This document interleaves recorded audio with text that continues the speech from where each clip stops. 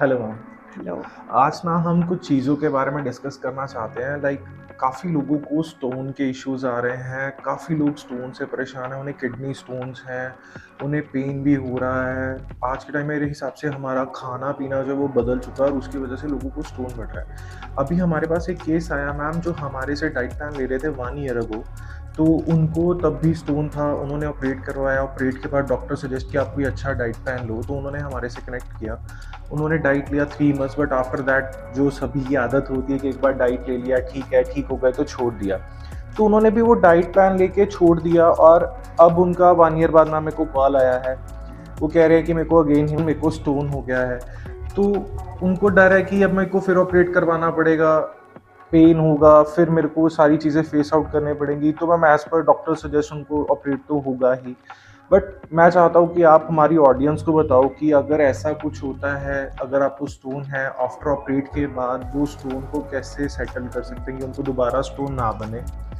Second चीज़, कौन सी ऐसी चीज़ें हैं जो उनको नहीं खानी है अपनी डाइट के अंदर ऐड ऑन, जो बिल्कुल बंद कर देनी चाहिए ताकि उनका स्टोन दोबारा ना बढ़े, उनको वो पेन और उस ऑपरेट के फेस में ना जाना पड़े। तो आप प्लीज़ इसमें सजेस्ट कीजिए ऑडियंस को कि किस वे ऑफ मेथड से हम उस पर वर्क कर सकते हैं। राइट। देखिए हिमांशु, आपने जैसे कहा कि पेशेंट को पहले स्टोन था जिसके कारण उन्होंने हमें कंसल्ट किया, but end of the day में पेशेंट सिर्फ 2-3 महीने फॉलो करता है डाइट और फिर उसको लगता है कि नॉर्मली हमारा रूटीन वैसे हो जाना जी। चाहिए। बट यहाँ पर सबसे इम्पॉर्टेंट चीज़ है कि हम अपनी डाइट को इग्नोर कर रहे हैं, जिसके ओके। कारण हमें बार बार रिकरेंट जो है वो स्टोन फॉर्मेशन होता है। ओके। तो मैम इसमें उनको कौन-सी चीज़ें ऐसी हैं जो अवॉइड कर देनी चाहिए कि उनको ऐसा फूड और ऐसी वेजिटेबल्स या फ्रूट्स जो उनको नहीं खाने हैं बिल्कुल भी, वो कौन से आप सजेस्ट करते हो? राइट। देखिए, अगर तो सबसे पहले मैं ये बोलूँगी कि जब भी आप स्टोन रिमूव करवा रहे हैं तो प्लीज़ आप उसका टेस्ट ज़रूर कराएँ और आइडेंटिफ़ाई करें कि ये किस टाइप का स्टोन है। प्यूरिन से बना है, ऑक्सलेट से बना है या कैल्शियम ऑक्सलेट से बना है, क्योंकि ये आइडेंटिफिकेशन होने के अकॉर्डिंग ही हम उसकी डाइट को उसके अकॉर्डिंग जो है वो बैलेंस आउट करते हैं। ओके। अगर मान लीजिए कि आपका जो स्टोन है वो प्यूरिन कंटेनिंग है, तो वहाँ पर आपको हाई प्रोटीन डाइट या जो हम कहते हैं कि टमाटर जो है वो हमें अवॉइड करने की ज़रूरत है, तो वो उन केसेस में होता है।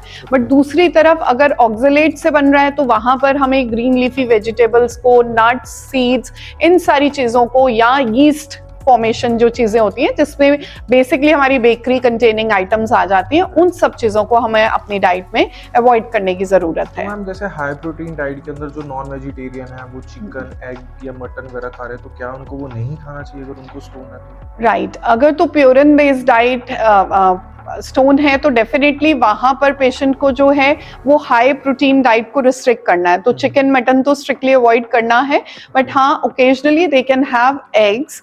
एग्स जो हैं वो फाइन है, एक बैलेंस सोर्स ऑफ प्रोटीन भी आ जाता है, बट बहुत ज़्यादा एक्सेसिव सोर्स में जैसे कि साबुत दालें, चिकन, मटन रेगुलर बेसिस पे अगर आप लेते हैं तो फिर वापस से स्टोन फॉर्मेशन होगा। तो मैम वेजिटेबल्स ऐसी कौन सी हैं जो लोगों को नहीं खानी है, वो आप सजेस्ट करते हो कौन सी?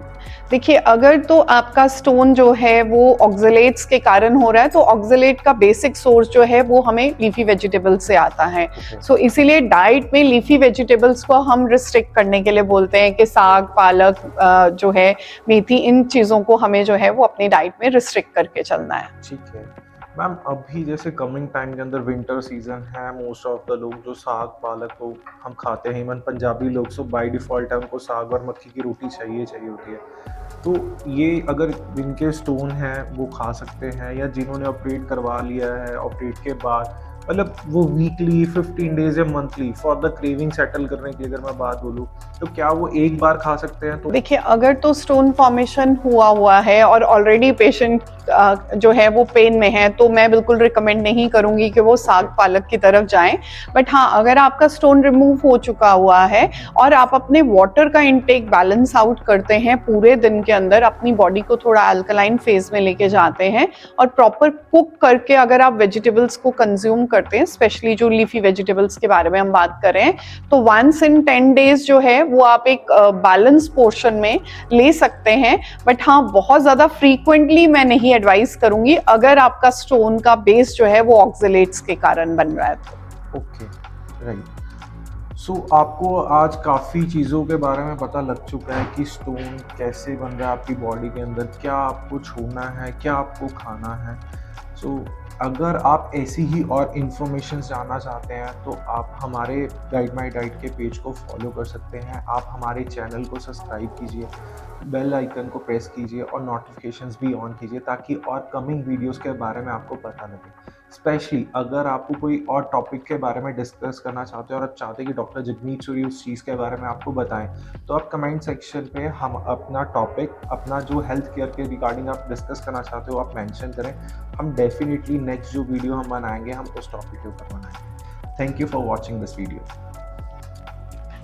बियर वाला करके जाओ, बियर वाला रह गया, वो तो इम्पोर्टेंट था। एक अभी इस पे इसमें क्लिक, उसमें